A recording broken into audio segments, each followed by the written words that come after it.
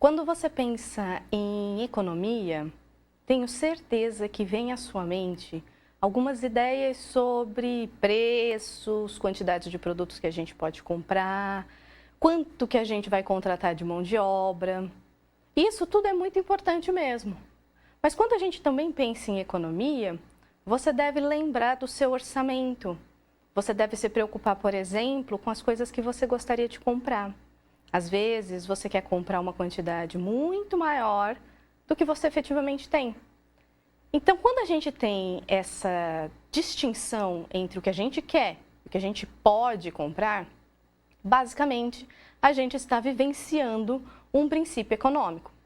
E esse princípio econômico nada mais é do que a gente buscar fazer alguma escolha. E é isso que a ciência econômica ela faz, é isso que a microeconomia acaba estudando também, que é buscar entender como as pessoas elas vão entender tudo aquilo que elas têm de recursos, de produtos e de necessidades para que elas possam alocar da melhor forma possível o seu orçamento. Então, eu imagino que você possa, por exemplo, precisar comprar arroz. Para saber se você vai comprar mais ou menos arroz, você precisa saber qual é o seu orçamento. E ao entender sobre essa dinâmica de orçamento, você pode, por exemplo, diminuir a sua compra de óleo, diminuir a sua compra de idas ao cinema, diminuir a sua compra de vários outros tipos de produto, para comprar mais de arroz. Ou pode ser o contrário. Tudo aqui, quando a gente está pensando em economia, é basicamente buscar entender essa escassez. Porque economia nada mais é do que a ciência que estuda a escassez. Então, existe escassez de produtos. Essa escassez de produtos, ela vai acontecer independente do local onde a gente estiver trabalhando. Olha esse esquema aqui comigo. Esse esquema, ele mostra exatamente aquilo que a gente tem na microeconomia e na economia como um todo. A gente tem escassez de produtos. Essa escassez de produtos, ela pode ser de origem individual. Você não tem tempo. Ela pode ser de origem individual também, quando o seu orçamento não dá para equilibrar tudo aquilo que você quer. Ele também pode ser de esfera empresarial, quando os empresários eles precisam decidir entre contratar mais funcionários ou contratar menos funcionários. Ou colocar uma máquina na sua linha de produção, porque depende de quanto que eles têm de recursos, que é escasso. A gente também tem esse conceito em esfera nacional, quando a gente pensa nas políticas públicas que o governo precisa fazer. Tudo é importante, mas os recursos eles são, de novo, escassos. Então, a gente precisa fazer aquilo que dá com o pouco que a gente tem. Então, existe uma dicotomia entre essa relação de escassez de bens e serviços e as necessidades infinitas que as pessoas têm. E ao ter essa dicotomia, todas as pessoas precisam entender que existem possibilidades e existem escolhas. Então, volta aqui para mim. Quando a gente pensa nessa ideia de possibilidades, do que a gente pode fazer, como que a gente pode trabalhar, essa ideia toda, ela é central em economia. Quando você escolhe assistir a aula, quando você escolhe assistir a um filme, isso significa que você está abrindo mão das outras coisas, porque você não tem tempo para tudo. E isso é importante. Então, economia não é só falar, por exemplo, de mercado financeiro. Economia não é só falar qual é a relação que existe entre a empresa e o trabalhador. Economia não é só falar como é que o governo vai decidir fazer uma política pública de um jeito ou de outro. Não, economia está em todos os nossos momentos da vida. Você tem sempre que fazer escolhas. E ao fazer essas escolhas, você consegue efetivamente encontrar muitos princípios econômicos.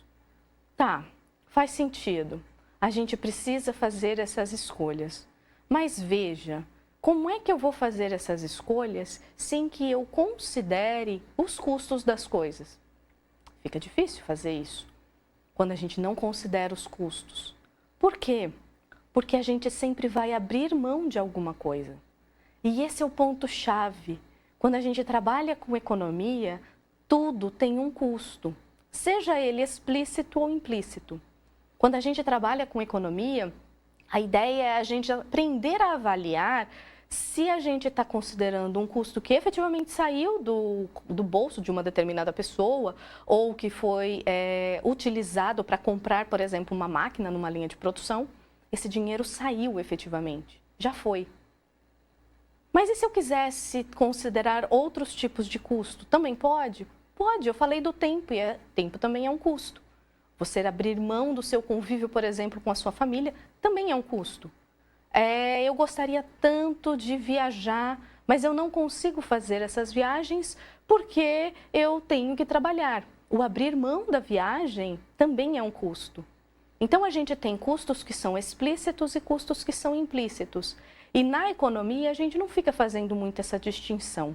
A gente considera que eles sejam nomeados como custos de oportunidade.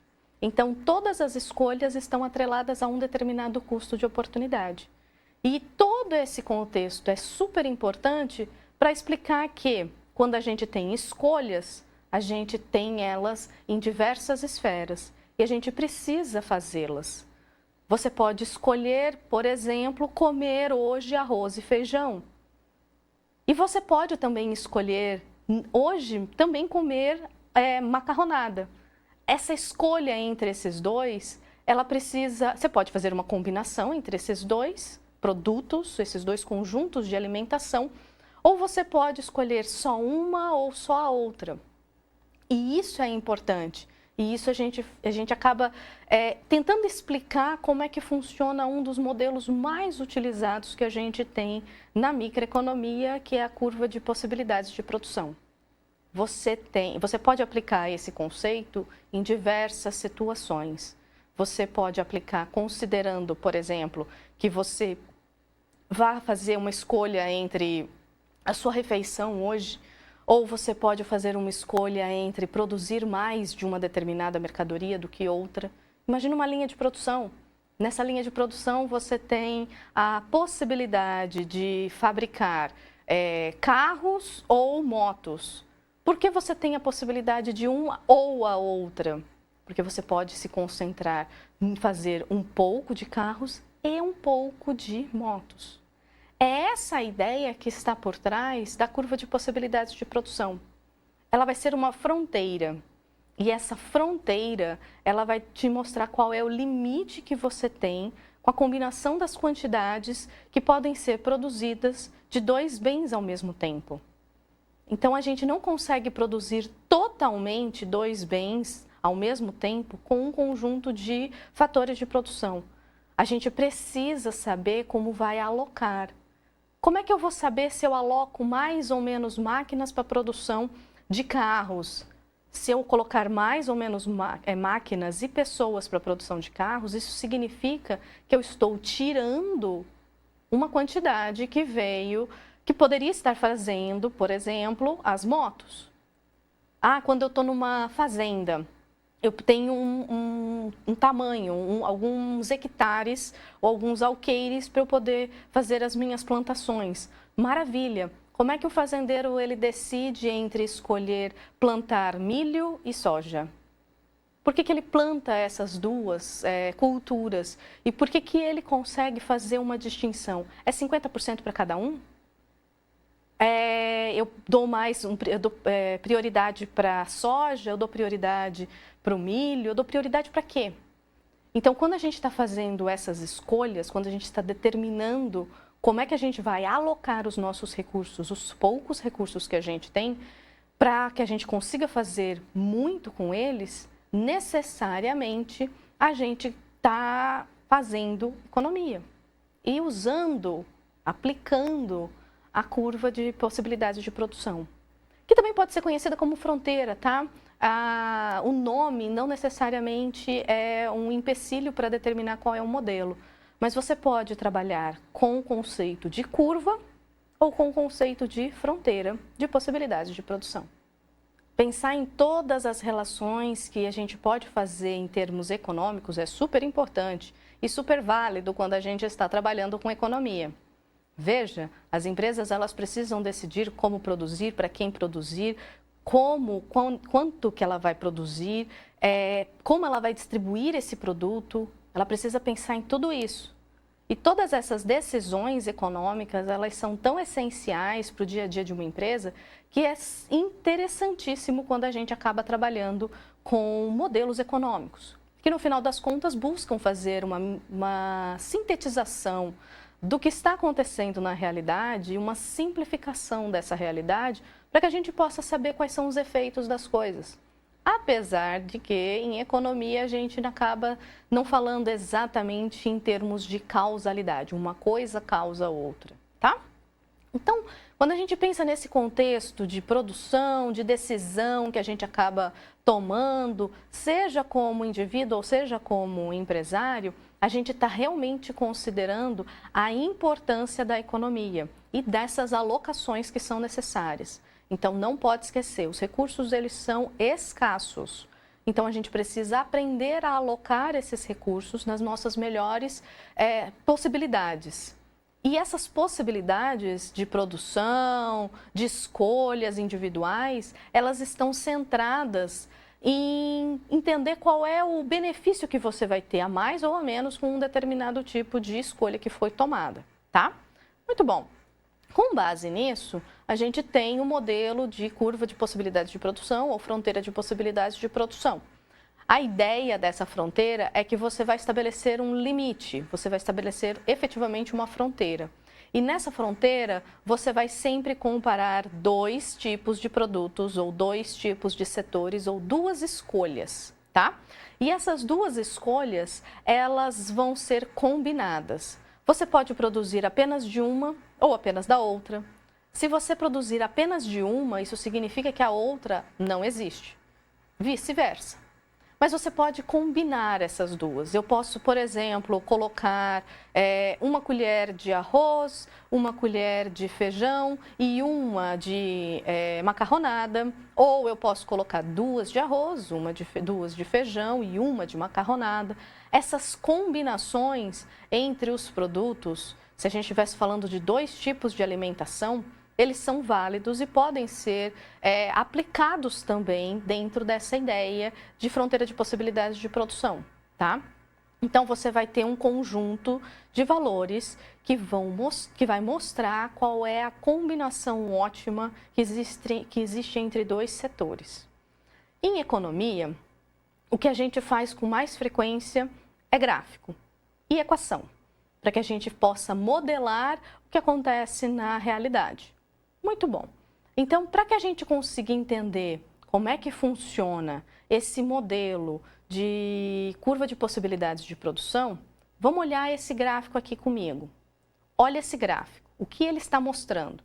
Ele está mostrando que no eixo horizontal eu tenho a quantidade que vai ser feita do bem X e no eixo vertical eu tenho a quantidade que vai ser produzida do bem Y.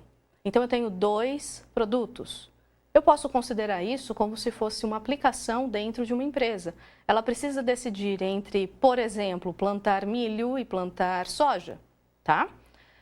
A curva, o que é representada no gráfico, que parece uma bolinha, que parece uma metade de uma parábola, no final das contas, ela é a fronteira de possibilidades de produção ou curva de possibilidades de produção. Todos os pontos que estão em cima dela são pontos conhecidos como combinações eficientes, tá? Isso significa o quê? Que você tem um conjunto de fatores de produção. E quando eu falo de fatores de produção, aqui a gente está considerando que existam 3 fatores de produção. Eu preciso, em uma empresa, independente do setor dela, eu preciso ter trabalho, capital e terra, que no final das contas é uma representação de espaço. Eu posso ter um espaço físico ou um espaço digital, mas eu preciso de um espaço. Eu posso ter trabalhadores que estejam fisicamente numa empresa ou trabalhadores que estejam alocados em home office. E eu preciso de capital. E quando eu falo de capital, não é só pensar em recursos financeiros. mas é também pensar em máquinas, equipamentos, tecnologia. Isso tudo vai fazer com que eu consiga produzir. Todas as empresas, elas têm, assim, em abundância, pelo menos 2 desses recursos, tá? E aí, esses pontos, principalmente o ponto B e C, são pontos que estão sobre a curva. E ao estarem sobre essa curva, eles mostram que a gente tem uma combinação que é uma combinação ótima dessa produção do bem X e do bem Y. Isso não significa que você vai ganhar mais ou menos se você produziu só no A, ou só no B, ou só no C. Depende de como você quer fazer essa alocação.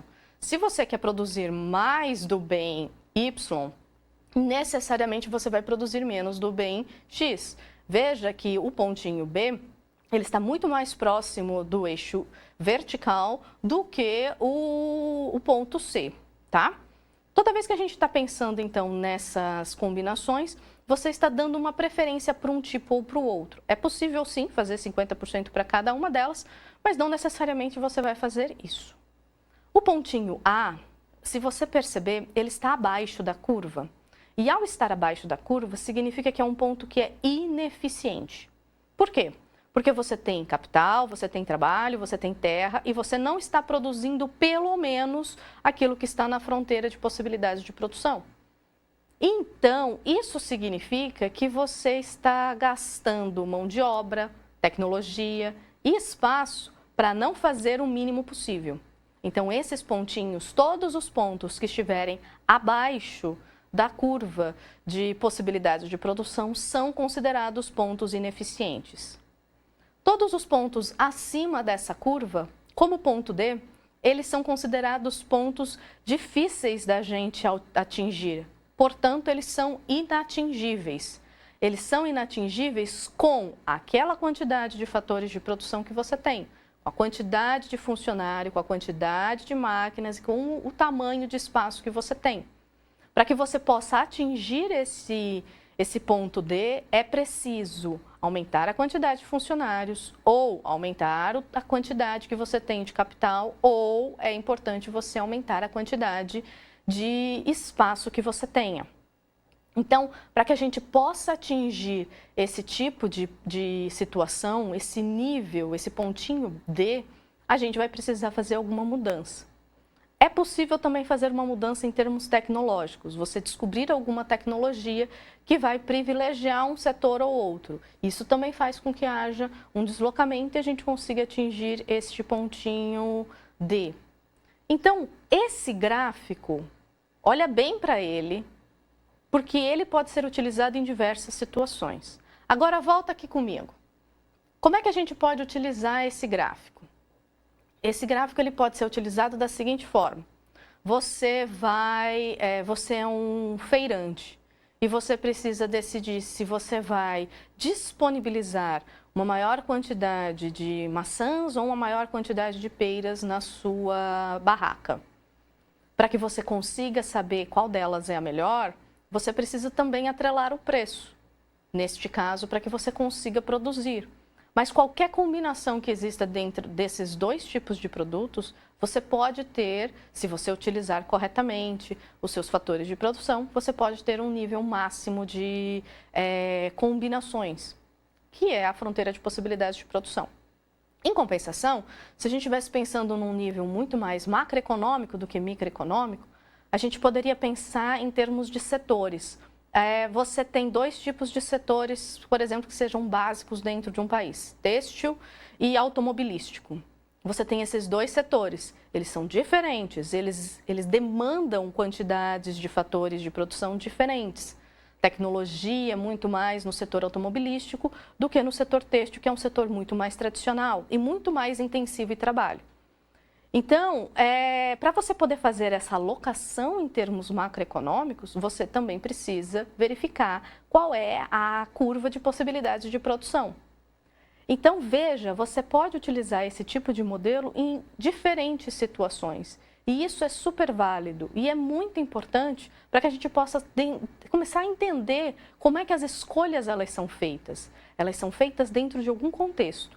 E é esse contexto que a gente precisa entender quando estuda economia. Toda a ideia por trás da curva de possibilidades de produção é mostrar como é que a alocação ela pode acontecer. Mas, novamente, para que ela possa acontecer, você precisa conhecer os fatores de produção que são aplicados a cada uma das situações que a gente consegue vivenciar. Veja, a gente não pode falar que sempre vai acontecer de um jeito ou sempre vai acontecer do outro. Em economia, isso não é válido, porque tudo depende, tá? Depende do número de funcionários que você tem, depende da tecnologia que você tem, depende do espaço que você tem, depende de quanto que você tem de recursos e de máquinas e equipamentos. Então, depende. Se depende, a gente precisa entender como é que funciona numa visão geral. Muito bom. Para que a gente possa entender essa visão geral, é importante que a gente faça algumas considerações sobre o que é válido e o que não é válido em termos de fronteira de possibilidades de produção. Essa fronteira, como é um limite, que ela está num plano cartesiano, num gráfico, a gente consegue ver qual é a combinação máxima que a gente tem de dois bens. Então, a gente pode, por exemplo, pensar em um setor. Se a gente pensasse, por exemplo, na agricultura e tivesse que escolher entre produzir maçã e morangos ou maçã e abacaxi. E aí essa combinação entre maçã e abacaxi, maçã ou morangos, o que for, a gente precisa saber qual é a combinação que você vai fazer para cada um deles. Um dos setores pode ser muito mais intensivo em tecnologia, via, por exemplo, fertilizantes. Eu preciso de mais fertilizantes, então eu vou ter um custo maior com ele. Mas o retorno que eu vou obter é maior também? No outro eu não preciso de tanto disso, de tecnologia, mas eu preciso de muita água para fazer com que esse bem ele floresça. Ótimo, precisa de água. A água também é um custo. Então, a gente precisa entender como é que vai funcionar. Mas água, tecnologia, eles não necessariamente sejam fatores de produção. Eu preciso também saber quantos funcionários eu tenho, qual é a quantidade de máquinas e equipamentos e o espaço. Pois bem, quando a gente pensa nesse contexto todo, a gente pode chegar a algumas conclusões. Porque a gente sempre precisa considerar os 3 fatores de produção, ok? Se a gente tivesse, por exemplo, uma situação em que a gente tenha 50 funcionários trabalhando num determinado espaço com 3 máquinas. 3 máquinas e 50 funcionários, na sua opinião, pode parecer uma coisa muito grande no momento inicial. Isso significa que a gente vai ter que fazer turnos. Sim, porque não tem como a gente operar 3 máquinas ao mesmo tempo com 50 pessoas. Tranquilo. Imagina que nessa sua empresa você entendeu que tem acontecido um aumento da demanda, as pessoas estão comprando mais, as pessoas elas precisam mais dos seus bens. Dentro dessa linha de produção, você faz 2 bens distintos. E se você resolve contratar mais 5 funcionários? Se você resolve contratar mais 5 funcionários, agora, nesse momento, e 2 máquinas adicionais. Tá, então eu tenho agora 55 funcionários no total e 5 máquinas. Muito bom. E se além de eu ter esses 55 funcionários, essas 5 máquinas, que de novo eu vou precisar de uma elaboração de alguma criação de turno, e se eu tiver também uma tecnologia ou um sistema de controle de qualidade bem elaborado, o que pode acontecer? Veja, todas essas situações, elas vão trazer o que a gente chama de modificações, de deslocamentos, porque eu estou mudando os fatores de produção. Eu posso mudar os 2 ao mesmo tempo, eu posso mudar apenas um, e ao fazer isso, eu vou mudar as nossas alocações.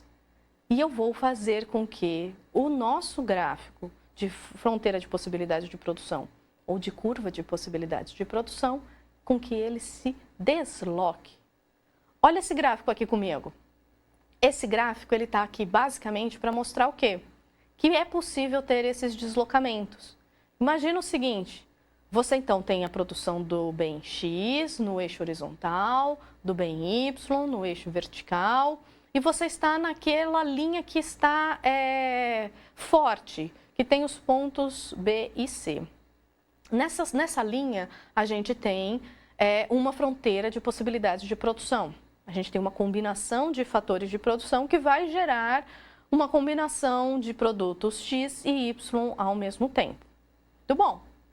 Quando eu estou aumentando o meu número de funcionários, por exemplo, o que eu estou fazendo é aumentar a quantidade de fatores de produção. Então, lembra, eu tinha falado que a gente tinha 50 funcionários e 3 máquinas. E aí, agora, a gente tinha depois contratado mais 5 funcionários e 2 máquinas. Então, agora a gente tinha 55 funcionários e 5 máquinas. A gente não vai produzir mais? Vai. Dos 2 bens. Então, se a gente vai produzir mais, isso significa que essa fronteira de possibilidades de produção, ela pode se deslocar paralelamente a ela mesma para cima, como está aí nessa setinha, dizendo que há deslocamentos positivos. Esses deslocamentos positivos, eles podem atingir aquele ponto D que está fora ainda dessa nova fronteira de possibilidades de produção? Pode. E ao atingir esse novo ponto, isso significa que ele passa a ser um ponto que é atingível e passa a ser um ponto que é eficiente. Mas eu também posso ter alguns problemas. Imagina que a gente esteja passando na nossa empresa por uma dificuldade financeira. E aí a gente não vai poder mais contratar esses 5 funcionários e essas 2 máquinas adicionais. O que a gente vai ter que fazer é demitir 5 funcionários e vender 1 ou 2 máquinas. Se a gente vai fazer isso, significa que a gente vai ter uma diminuição dos nossos fatores de produção. A diminuição dos nossos fatores de produção, elas fazem com que a produção que a gente tinha ontem, dos 2 bens, não é mais válida no hoje, porque a gente teve que diminuir a quantidade de funcionários e de capital. Então, a gente pode ter um deslocamento que é negativo. Está vendo a setinha da curva que está abaixo?